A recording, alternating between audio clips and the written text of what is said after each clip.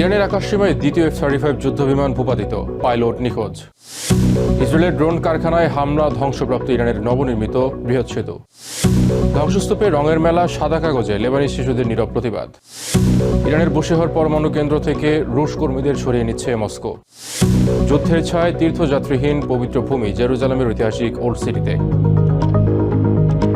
মধ্যপ্রাচ্যের রাজনৈতিক, অর্থনৈতিক সহ সবশেষ খবরাখবর আপনাদের সামনে এক নজরে তুলে ধরছি আমি, শোয়েব আক্তার।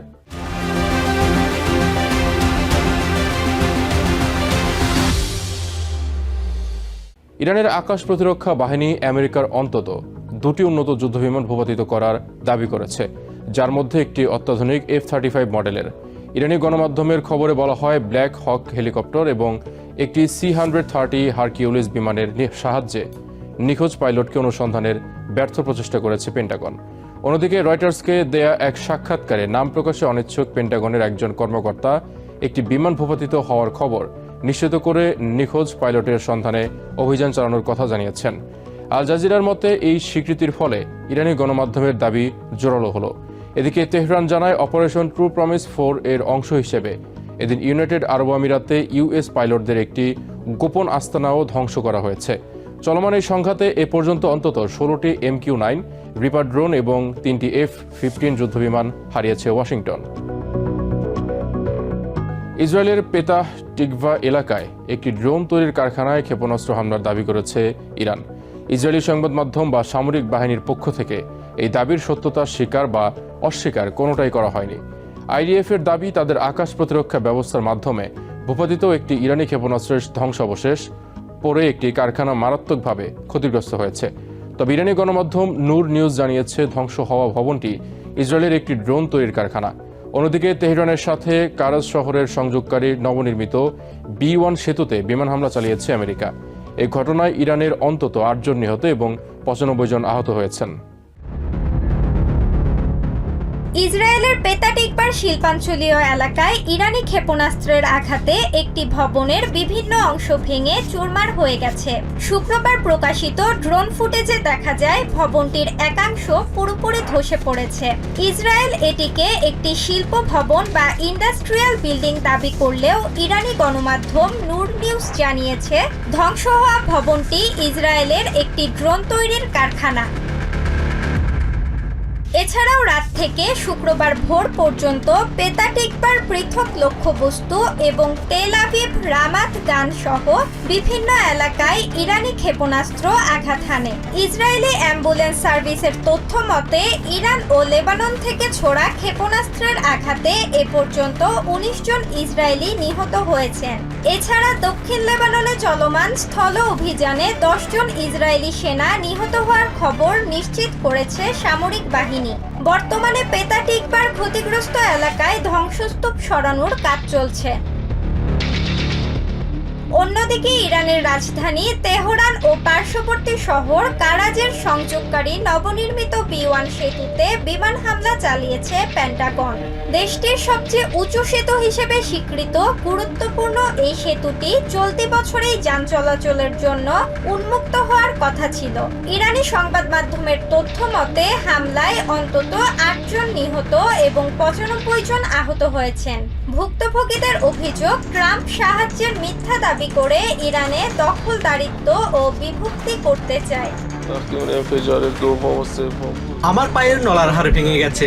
যখন দ্বিতীয় ও তৃতীয় বিস্ফোরণগুলো ঘটলো, তখন আমি একটি মেয়েকে ধরে রাস্তা পার হচ্ছিলাম। আমি ঠিক জানি না ওটা কি পাথর ছিল নাকি অন্য কিছু। পাহাড় থেকে বৃষ্টির মতো অসংখ্য পাথর মানুষের মাথার উপর পড়ছিল।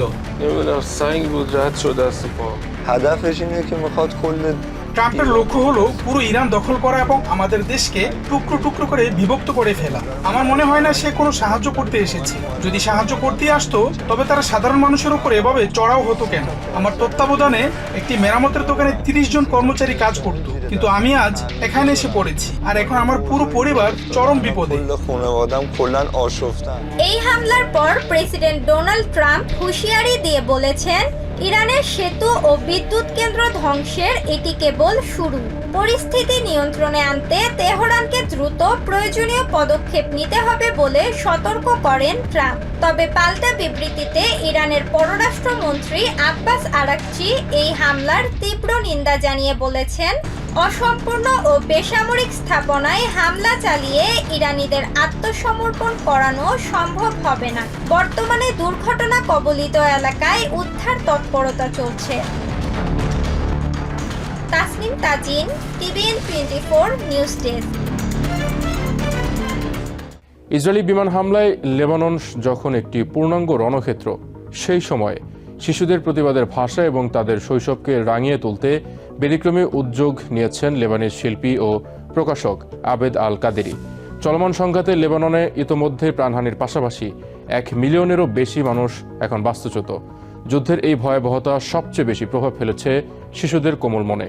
শিশুদের মনের ভয় দূর করার এই লড়াইয়ে সাদা কাগজ আর রং পেন্সিলকেই হাতিয়ার করেছেন তিনি। লেবাননের আকাশ জুড়ে এখন শুধু বারুদের গন্ধ আর বিমান হামলার গর্জন, কিন্তু এই ধ্বংসস্তূপের মাঝেই এক টুকরো সাদা কাগজ হয়ে উঠেছে শিশুদের প্রতিবাদের ভাষা। যুদ্ধের ভয়াবহতায় ঘর ছাড়া এসব শিশুর শৈশব আজ আটকে গেছে স্কুলের অস্থায়ী শিবিরে, আর তাদের মনের গহীনে জমে থাকা ভয় আর আর্তনাদ রং তুলিতে বের করে আনতে কাজ করছেন শিল্পী আবেদ আল কাদেরি। আমি যখন বাড়িতে আমার ছেলের সাথে ছবি আঁকছিলাম, ঠিক তখনই খুব কাছে একটি শক্তিশালী হামলা হয়। এক মুহূর্তের জন্য আমরা সবাই স্তব্ধ হয়ে গিয়েছিলাম। একজন বাবা হিসেবে তখনই আমি অনুভব করলাম লেবাননের অন্য হাজারো শিশুর ভেতর এখন কি আতঙ্ক কাজ করছে। ছবি আঁকার এই আয়োজনে শিশুদের হাতে তুলে দেয়া হয়েছে দীর্ঘ এক সাদা কাগজের রোল। কাদেরি চান শিশুরা তাদের মনের লুকানো সব অনুভূতি এই কাগজে ছড়িয়ে দিক। কারো জন্য এই কাগজ মানে স্বাধীনতা, কারো জন্য আগামীর স্বপ্ন। এই বয়সে শিশুরা মুখ ফুটে সব বলতে পারে না। আঁকাআঁকির মাধ্যমে তারা মনের গভীরের সেই অব্যক্ত কথাগুলো প্রকাশ করতে পারছে, যা হয়তো অন্য কোনোভাবে সম্ভব হতো না। এটি কেবল একদিনের ইভেন্ট নয়। কাদেরি এ পর্যন্ত 250 শিশুর কাছে পৌঁছেছেন। তার লক্ষ্য অন্তত 1000 শিশুর হাতে আঁকার সরঞ্জাম পৌঁছে দেয়া। এই আঁকাগুলো নিয়ে ভবিষ্যতে প্রদর্শনী করে তা থেকে প্রাপ্ত অর্থ শিশুদের পরিবারকে দেওয়ার পরিকল্পনাও রয়েছে তার। কাদেরির মতে দ্বিধাবিভক্ত সমাজে শিশুরা পরিষ্কার সাদা পাতার মতো, যারা স্বচ্ছতার স্বপ্ন লালন করে। সমাজ এখন রাজনৈতিক ও ধর্মীয় আদর্শে বিভক্ত, কিন্তু এই শিশুরা হচ্ছে একটি পরিষ্কার সাদা পাতার মতো। এখানে আমরা এমন শিল্প তৈরি করছি যা কেবল মানবিকতা আর শিশুদের স্বপ্নকেই তুলে ধরে। গত 1 মাসে ইসরায়েলি হামলায় লেবাননে প্রাণ হারিয়েছে 1300-র বেশি মানুষ, বাস্তুচ্যুত দেশের 1/5 জনগোষ্ঠী। যুদ্ধের এই বিভীষিকা থেকে শিশুদের শৈশবকে রক্ষা করতেই কাদেরির এই ক্ষুদ্র কিন্তু অর্থবহ প্রয়াস। ধ্বংসের মাঝেও সৃষ্টির এই নেশা বলে দিচ্ছে বুলেট হয়তো ঘর ভাঙতে পারে, কিন্তু এক পশলার রং আর কল্পনার ডানা কেড়ে নেওয়ার শক্তি কারো নেই। নূর, TVN 24 নিউজ ডেস্ক। ইরানের বুশেহর পরমাণু বিদ্যুৎ কেন্দ্র থেকে শেষ ধাপে নিজেদের 200 কর্মী ও প্রকৌশলীকে সরিয়ে নেওয়ার ঘোষণা দিয়েছে রাশিয়া। স্থানীয় সময় বৃহস্পতিবার রুশ সংবাদ সংস্থা IRA এ তথ্য নিশ্চিত করেছে। রাশিয়ার রাষ্ট্রীয় পরমাণু সংস্থা রোসাটমের প্রধান আলেক্সেই লিখাচেভ জানিয়েছেন, আগামী সপ্তাহে এই চূড়ান্ত সরিয়ে নেওয়ার প্রক্রিয়া শুরু হতে পারে। কর্মীদের নিরাপদ প্রস্থান নিশ্চিত করতে আমেরিকা ও ইসরায়েলের কাছে যুদ্ধবিরতির আহ্বান করবে বলেও জানিয়েছে মস্কো। বিশেষ করে রুশ কর্মীদের কনভয় চলাকালীন নির্দিষ্ট রুটে যাতে কোনো হামলা না হয় সে বিষয়ে সব ধরনের কূটনৈতিক চ্যানেল ব্যবহার করা হবে। উল্লেখ্য, রাশিয়ার সহায়তায় নির্মিত এই বিদ্যুৎ কেন্দ্রে আরও নতুন ইউনিট স্থাপনের কাজ করছিলেন রুশ কর্মীরা। তবে বর্তমান যুদ্ধ পরিস্থিতির কারণে এই জরুরি পদক্ষেপ নেওয়া হচ্ছে। ইউনাইটেড আরব আমিরাতের ফুজাইরা বন্দরে ইরানি ড্রোন হামলায় এক বাংলাদেশি শ্রমিক নিহত হয়েছেন। শুক্রবার আল জাজিরার প্রতিবেদনে বলা হয়, আমিরাতের বিমান প্রতিরক্ষা ব্যবস্থা একটি ড্রোন ধ্বংস করার সময় তার স্প্লিন্টার বা ধ্বংসাবশেষ আল রিফা এলাকার একটি খামারে গিয়ে পড়ে। এতে সেখানে কর্মরত ওই বাংলাদেশি প্রবাসী প্রাণ হারান। ফুজাইরা গভর্নমেন্ট মিডিয়া অফিস জানিয়েছে, বুধবার ইরানি একটি ড্রোন ইন্টারসেপশনের সময় ধ্বংসাবশেষের আঘাতে ওই বাংলাদেশি নিহত হয়। নিহত প্রবাসী সেখানে কৃষিখাতে কর্মরত ছিলেন।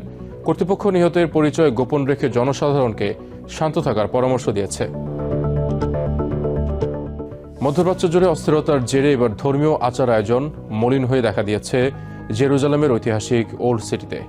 খ্রিস্ট ধর্মাবলম্বীদের বিশ্বাস অনুযায়ী 2000 বছর আগে এই দিনে জেরুজালেমের ওল্ড সিটির যে পথে যীশুখ্রিস্ট ক্রুশবিদ্ধ হওয়ার আগে হেঁটেছিলেন, সেই ভিয়া ডলোরোসায় প্রতি বছর ঢল নামে হাজারো পুণ্যার্থীর, যা পবিত্র গুড ফ্রাইডে হিসেবে পালন করে সারা বিশ্বের খ্রিস্টান ধর্মাবলম্বীরা। তবে এবারের চিত্রটি একেবারেই ভিন্ন। যুদ্ধ আর উত্তেজনার ছায়ায় ঢাকা পড়েছে জেরুজালেমের ওল্ড সিটি। জনমানবহীন রাস্তা আর বন্ধ দোকানপাট এখন কেবলই বিষণ্ণতার প্রতীক।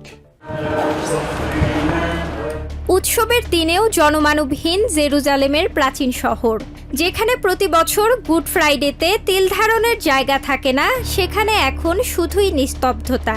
খ্রিস্টান সম্প্রদায়ের বিশ্বাস মতে ক্রুশবিদ্ধ হওয়ার আগে যীশুখ্রিস্টের শেষ যাত্রার পথে প্রতি বছর এখানে বিপুল উৎসাহে তীর্থযাত্রা অনুষ্ঠিত হয়।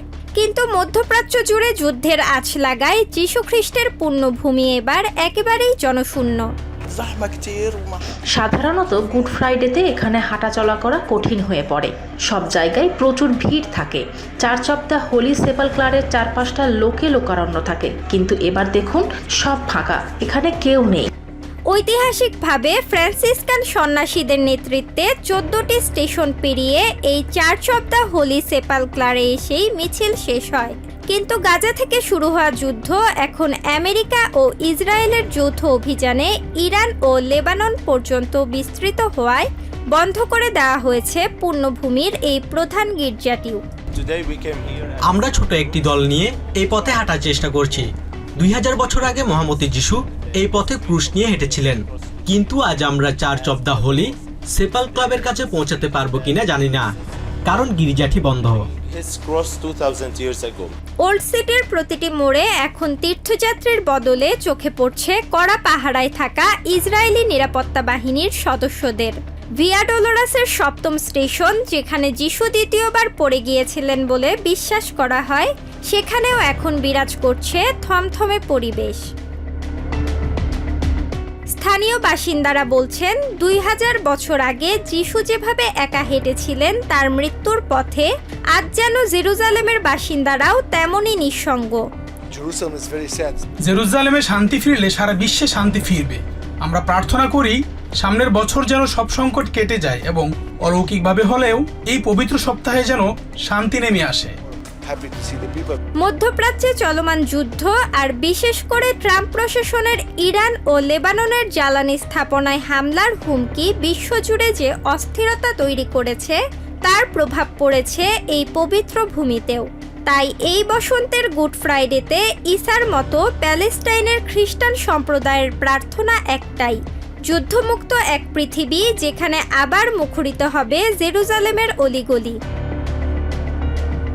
Tasnim Tajin, TVN 24 news desk. এক নজরে প্রতিদিন মধ্যপ্রাচ্যের খবর জানতে চোখ রাখুন TVN 24 নিউজ নেটওয়ার্কের ইউটিউব ও ফেসবুক পেজে। নিউ ইয়র্ক থেকে সম্প্রচারিত TVN 24 টেলিভিশন বিশ্বজুড়ে বাঙালির কণ্ঠস্বর।